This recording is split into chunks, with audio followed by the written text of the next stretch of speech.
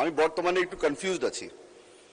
বেশ কয়েকদিন ধরে আমাদের বিরোধী দলের নেতাদের অনেকগুলি স্পিচ শুনলাম, শুনে একটা জিনিস বুঝতে পারলাম যে যখন আমাদের অর্থমন্ত্রী কোনো বড় ধরনের প্রজেক্টের কথা বলে তখন ওনারা নারাজ হন, কারণ বাজেটটা অনেক বড় হয়ে যাচ্ছে।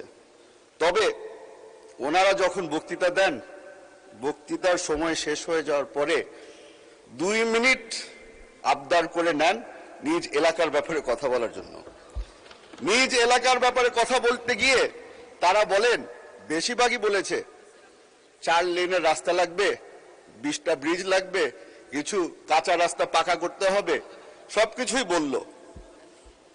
কথাগুলো শুনে মনে হলো উর্দুতে একটা কথা আছে, তুম করো তো চমৎকার, হাম করে তো থাক, আর বললামই না।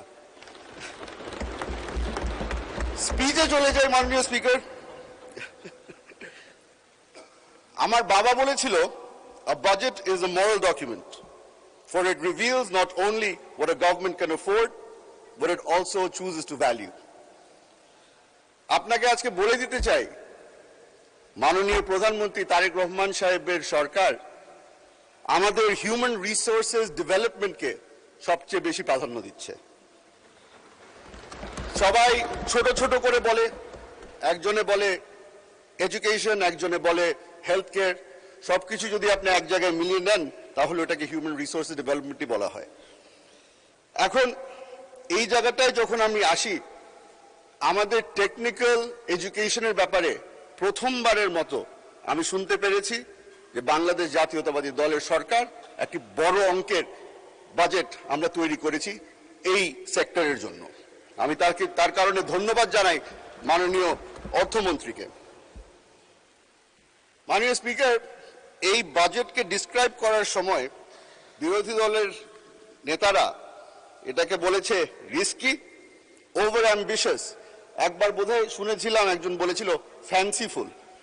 এখন গতকালকে আলাপ আলোচনার সময় আমার পিছনে একজন আমার নিজের দলের একজন নেতা বলেছিল এটা একটা সাহসী বাজেট।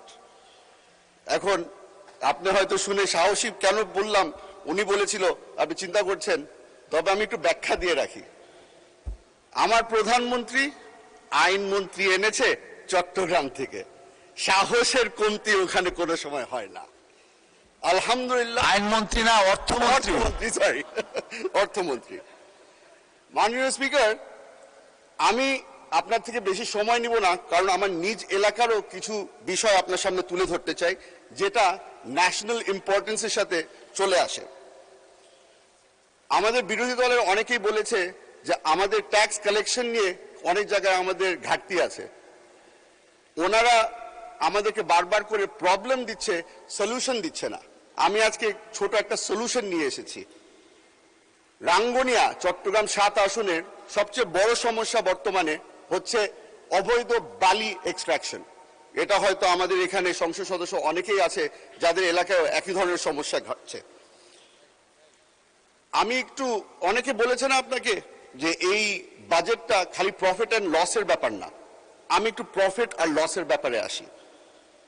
2021 থেকে 2026 পর্যন্ত এই অবৈধ এই বালির ব্যবসার থেকে রাঙ্গুনিয়া একা ওখান থেকে 12 কোটি 80 লক্ষ টাকা রেভিনিউ কালেক্ট করা হয়েছে ট্যাক্সের আকারে। তবে এই বালি এক্সট্রাকশনের কারণে যে ক্ষতিটা হয়েছে, এই নদী ভাঙ্গনের কারণে আমাদের ওখানে 80 কোটি টাকার খরচ করতে হয়েছে ব্লকের মাধ্যমে এবং নদীর পার ঠিক করার কারণে। এই জিনিসটাকে যদি আমরা সলভ করতে চাই তাহলে ট্যাক্স কালেকশন আমাদের বাড়াতে হবে। বর্তমানে বিশেষজ্ঞরা বলছে 60 to 70% of all sand extracted from the river is done so illegally. এই ইলিগাল ব্যবসার কারণে বর্তমানে এই ব্যবসাটা খালি একজন সেক্টরের মানুষ এটা নিয়ন্ত্রণ করছে, এটা হচ্ছে কি একটা মাফিয়া সেক্টর। এই মাফিয়া সেক্টরের কারণে আমার এলাকায় কিছুদিন আগে একটি হত্যাকাণ্ড ঘটেছে, যেখানে মাসুদ চৌধুরী নামের আমাদের যুব দলের এক নেতাকে নির্মমভাবে হত্যা করা হয়েছে। এই জিনিসটা আমি তুলে ধরছি কারণ আমি খেয়াল করে দেখলাম যে আমাদের বর্তমানের হোম মিনিস্ট্রির বাজেটকে 6.2%-এই খালি ইনক্রিজ করা হয়েছে। এই 6.2% ইজ নট এনাফ। আমাদের বাংলাদেশের পুলিশকে যেভাবে করে আমরা দেখি বর্তমানে, তাদেরকে আরো শক্তিশালী করতে হবে। They have to be well equipped and well trained. মাননীয় স্পিকার, আমাদের একটা এখানে আমরা এখন অভ্যস্ত হয়ে গেছি, বর্তমানে একটা কম্পিটিশন চলছে। কম্পিটিশনটা হচ্ছে গিয়ে কে কত ভালো আরবি বলতে পারে, কে কত ভালো আয়াত মুখস্থ করে বলতে পারে। আমি ব্রিটিশ বোর্ডিং স্কুলের প্রোডাক্ট। আমি হয়তো অত মুখস্থ আপনাকে আয়াত বলতে পারবো না, তবে ছোটকালে একটা প্রার্থনা আমাকে শেখানো হয়েছিল, ওটা আপনাকে শুনিয়ে দিতে চাই। Lord, give me the serenity to accept the things I cannot change, the courage to change the things I can, and the wisdom to know the difference. Alhamdulillah, আমার অর্থমন্ত্রী knows the difference. He knows what changes need to be made, and he knows what he cannot. The things that have been changed, আমি ওটা একটু বলে দিই। বাংলাদেশে গত 20 বছরের মধ্যে সোশ্যাল সেফটি নেট বলে কিছু ছিল না। মাননীয় প্রধানমন্ত্রী এই সোশ্যাল সেফটি নেট ক্রিয়েট করার জন্য ফ্যামিলি কার্ড নিয়ে এসেছে। আলহামদুলিল্লাহ, মাননীয় অর্থমন্ত্রী আমাদেরকে ওটার জন্য ফান্ডিং এর ব্যবস্থা করে দিয়েছে। The things we can't change, আমাদের বাংলাদেশে ওনারা বারবার করে বলছে ট্যাক্স কালেকশনের উপরে আমরা নির্ভর। আমি ট্যাক্স কালেকশনের উপর নির্ভর না, আমি এফডিআই এর উপরে নির্ভর। আমি যে ব্রিটিশ বোর্ডিং স্কুলের প্রোডাক্ট হলে উর্দু ভালো জানেন, আরো 2 মিনিট বাড়ানো হলো।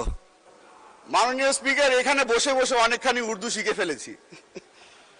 মাননীয় স্পিকার, ফরেন ইনভেস্টমেন্ট আনার জন্য, ফরেন ইনভেস্টমেন্ট এর যারা যারা ইন্টারেস্টেড আছে, তারা বারবার করে একটা জিনিসই খুঁজে, স্টেবিলিটি। এই স্টেবিলিটির কারণেই মাননীয় অর্থমন্ত্রী আমাদের কর্পোরেট ট্যাক্স বাড়ায়নি। মাননীয় অর্থমন্ত্রী knows exactly where to make the change and where not to make the change. ওটার জন্য আমি ওনাকে ধন্যবাদ জানাতে চাই। মাননীয় স্পিকার, আপনাকে বলেছিলাম বেশি সময় নিব না, তবে একটা জিনিস বলে আমি শেষ করতে চাই। আমাদের বিরোধী দলের বন্ধুরা বারবার করে বলে যে এই বাজেটটা অনেক বড় হয়ে গেছে, অনেক বড় হয়ে গেছে, মোটা বাজেট দেওয়া হয়েছে। সেই কারণে একটা মজার একটা জিনিস বলে দিতে চাই। I ask the opposition not to judge this budget on its waistline, but on its backbone. আমাদের অর্থমন্ত্রী এমন একটা ব্যাকবোন বানাতে চেষ্টা করছে যেটার উপরে আমরা নেক্সট 5 বছরের ডেভেলপমেন্ট আমরা দাঁড়া করাতে পারি। মাননীয় স্পিকার, আপনাকে ধন্যবাদ। আসসালামু আলাইকুম।